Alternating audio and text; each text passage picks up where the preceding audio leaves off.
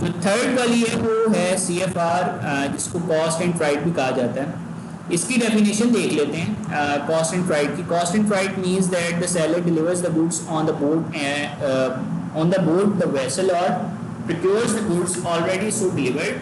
The risk of loss of or damage to the goods passes when the goods are on board the vessel.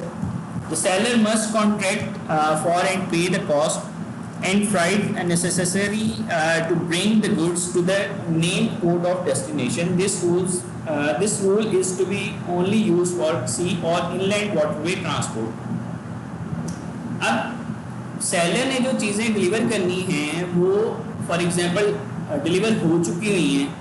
अब उसमें for example अगर कोई loss या जो भी चीज़ें हैं वो आपके पास कह लें कि ट्रांसफ़र हो जाती हैं, जब आपके पास जो चीज़ें हैं ना वहाँ पे टर्मिनल या बोर्ड तक आ जाएं, तो सेलर की तरफ से बायर की तरफ वो चीज़ें शिफ्ट हो जाती हैं। अब उसके अंदर ये है कि जो सेलर है उसने कॉन्ट्रैक्ट जब किया है तो उसने पे करनी है सारी की सारी चीज़ें जब तक वो चीज़ डेस्टिनेशन तक पहुंच नहीं जाती।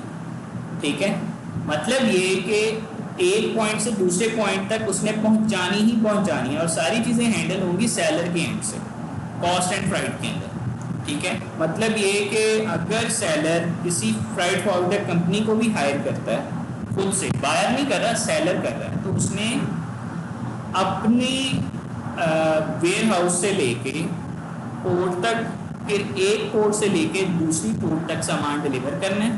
ठीक है, और सारी की सारी चीज़ें उसने खुद हैंडल करनी है। Explanation of the term in CFR transaction, the seller is obliged to arrange for the movement of the cargo to the named destination, and since CFR may be used only for waterway transport, this destination must be a destination accessible through waterways. As part of fulfilling this obligation, the seller must do the export clearance formalities, pay for the transportation from his door to the named and agreed destination, and enter into relevant contract of carrier with the various carriers. Take care of any and all export permits, quotas, special documentation relating to the cargo, pay for the loading and unloading cost of the cargo on and from the ship. अब जो seller है ना उसने for example terminal तक सामान पहुंचाया। ठीक है, टर्मिनल से सामान लोड होना है शिप के अंदर, फिर शिप जाएगा आगे दूसरी पोर्ट के ऊपर डेस्टिनेशन वाली साइड के ऊपर, वहां से शिप के ऊपर से सामान अनलोड होगा, अनलोड होके कार वो जो है सामान दोबारा लोड होगा कंटेनर के अंदर या ट्रक के अंदर, और फिर वहाँ से आगे डेस्टिनेशन तक जाएगा बायर की साइड तक। तो वो जो सारी का सारा अरेंजमेंट है इसके अंदर किसने करना है? सेलर ने। ठीक है, और सारी की सारी चीज़ें कॉस्ट और सारी की सारी जो पेमेंट है, जो रिक्वायरमेंट है, डॉक्यूमेंटेशन है, वो सारी की सारी सेलर ने करनी है। It is crucial for the buyer and seller to understand that in a CFR transaction, the risk passes from the seller to buyer once the seller delivers the cargo on board the performing vessel, whereas the cost up to the named destination will still be for the seller. मतलब जो चीज़ें हैं, जो risk है, जो सारी की सारी चीज़ें हैं वो सेलर ने अरेंज करनी है तब तक जब तक वो चीज़ें डेस्टिनेशन तक पहुंच नहीं जाती। ठीक है, in a CFR transaction, the buyer takes care of any transport movement past the agreed place of destination, including on carriage, the risk from the time the seller delivers the cargo on board the ship, any and all import permits, quotas, special documentation relating to the cargo, import custom clearance and all related formalities. In CFR, since the contract of carriage is arranged by the seller at his expense, it is normal for the seller to use his service contracts and also repay the cost of the freight up to the destination. CFR terms could generally end at a seaport in the destination country or a feeder port in the same or another country. In CFR terms, the seller is obliged to provide the buyer with the required transport documents such as a bill of landing as proof of delivery and termination of his risk. The bill of landing so issued must cover the contract contracted goods and must be dated within the agreed period of shipment. Based on mutual agreement, this bill of lading might also be issued as a negotiable document in case of buyer wants to sell the cargo further while in transit. Pro advice इसमें देखी जाए तो क्या वो कह रहे हैं कि जी for the seller and buyer it is of utmost important to note that when using CFR terms, the seller's obligations in terms of risks ends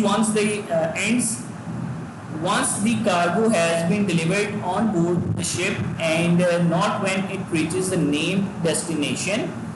For example, if the cargo is moving from Los Angeles to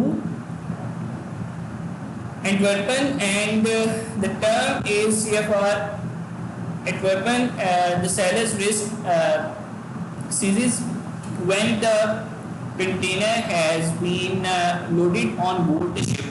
In Los Angeles, all risk from then till Antwerpen is for the buyer, while the cost is that of the seller. But for example, if due to weather or other circumstances, the container has to be transshipped somewhere along the way, the cost and risk would be that of the buyers. As CFR terms are used for both containerized and non-containerized cargoes, the seller need to ensure that the proper and suitable carrier is used for the carriage, as both cargo types use different vessels and the costs are different for both. अभी ये जो vessels हैं या कह लें कि cargo type जो चीज़ें होती हैं ना, एक आपने चीज़ देखी होगी कि कभी कभार ना जब आप सामान भिजवा रहे होते हैं तो वुडन टाइप मटेरियल होता है, ठीक है, उसके ऊपर वो चीज़ रखी जाती है प्रोडक्ट और उसको रैप करके कह लें कि लोड कर दिया जाता है शिप के अंदर, और कभी कभार ये भी होता है कि उसको कंटेनर में डाल के फिर लोड किया जाता है। तो ये दो डिफरेंट चीज़ें हैं। There is a clear difference between linear trade and tramp trade, and it is important that the seller understand this. If the buyer requires the seller to deliver the containerized to an inland point, then a CPT would be more suitable than CFR. As CFR is only for transport by waterways and does not include other modes of transport, if the cargo is bulk or rate bulk cargo, the seller needs to understand the free time allowed for the loading and unloading of the cargo, failing which demurrage may be applicable. Therefore, the seller and buyer must agree on the loading time and who must bear the demurrage if applicable.